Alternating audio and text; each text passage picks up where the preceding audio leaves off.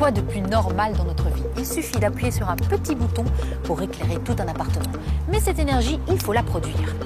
Pour cela, nous utilisons la force du vent, de l'eau ou de la vapeur d'eau. Dans cette centrale qui se trouve derrière moi, on fait de l'énergie nucléaire à partir de l'eau de la Meuse.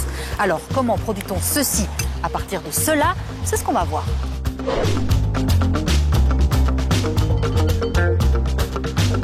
Alors Jean-Jacques, dis-moi, que produit-on ici à la centrale de Thiange? De l'électricité, beaucoup d'électricité. Nous produisons ici à Thiange une très grande partie de l'électricité consommée en Wallonie. Et à partir de quelles ressources? De plusieurs ressources. Il y a bien sûr le combustible nucléaire, mais alors aussi d'énormes quantités d'eau. Je vous l'avais bien dit, l'eau est partout. Donc ici, tu vois, quand l'eau de Meuse arrive sur notre site, elle doit d'abord passer un premier filtre. C'est une grande herse qui arrête les impuretés, les détritus d'une certaine taille. Une fois que l'eau est passée cette première herse, elle va rencontrer un deuxième filtre beaucoup plus fin pour avoir une eau apte à entrer dans nos installations. D'accord. Et que deviennent ces détritus, ces déchets? Bien, tu vois ici, il y a un peigne qui va descendre le long de la herse et qui va remonter les différents détritus. Ça dépend un petit peu de la qualité de l'eau de Meuse, qui va ramener ces différents détritus, les déverser dans ce bac, et puis ça part vers un conteneur et nous mettrons ces détritus en décharge. D'accord. Bon, notre eau filtrée, qu'est-ce qu'elle devient maintenant? Ben maintenant, elle peut entrer dans l'installation. Et si tu veux bien me suivre, je vais te montrer où elle arrive. Ok.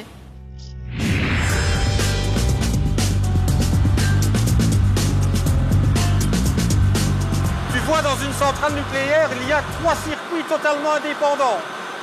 L'eau de Meuse intervient dans le 3e circuit. Après son passage dans l'équipement, elle s'est échauffée. Viens, regarde. Mais bon, comment produit-on de l'électricité?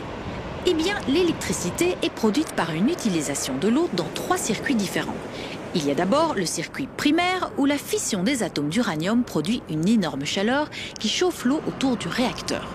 Cette eau très chaude chauffe à son tour l'eau du circuit secondaire qui se transforme en vapeur.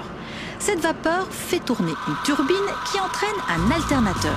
L'alternateur produit un courant électrique, c'est un peu le même principe que la dynamo de ton vélo.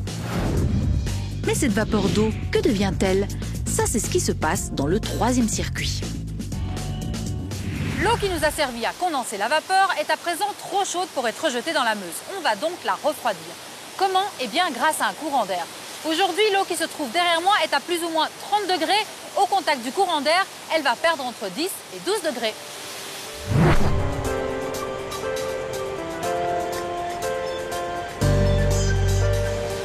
Alors Jean-Jacques, on vient de le voir, avant d'être rejetée dans la Meuse, l'eau utilisée va être refroidie. Pourquoi?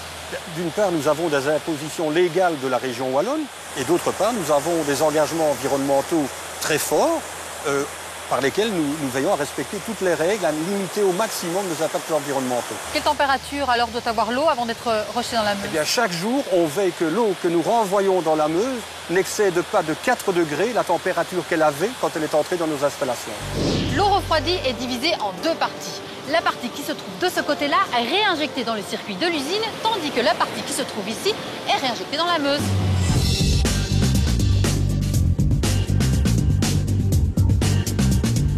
L'électricité produite ici va être acheminée vers les domiciles via ces câbles à haute tension. C'est grâce à ça qu'on va pouvoir allumer notre télévision, utiliser un ordinateur, faire tourner une machine à laver ou encore éclairer nos maisons.